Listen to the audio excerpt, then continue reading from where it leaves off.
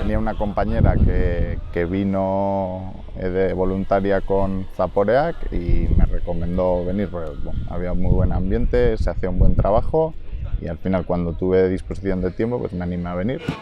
Vine a finales de agosto, principios de septiembre a pasar 2 semanas por libre.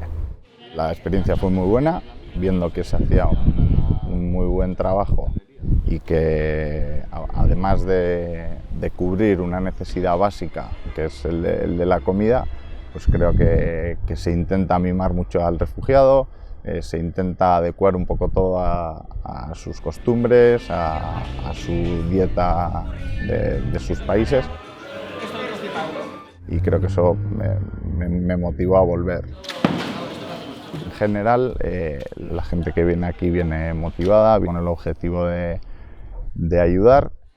La mayoría de las cosas se hacen compartidas, pues, tanto preparar los ingredientes, limpiar o el reparto y bueno, luego cada uno tiene sus pequeñas funciones. A mí en este caso me ha tocado picar la verdura. Es una máquina que nos facilita muchísimo la labor, porque al final hay días que se pica más de 100 kilos de verduras y sin eso pues estaríamos bastante peor.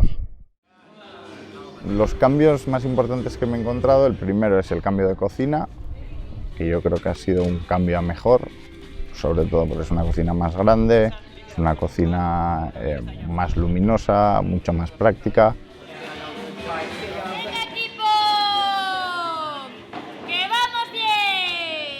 El otro cambio importante que he encontrado es el del clima.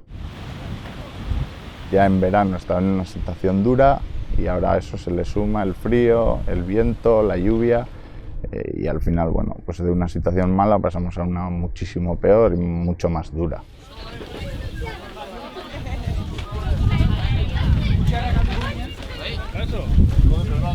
Y bueno, intentas mimarlos en todo lo que puedes, pero realmente sabes que probablemente el fin de esta historia no vaya a ser bueno para la mayoría de ellos.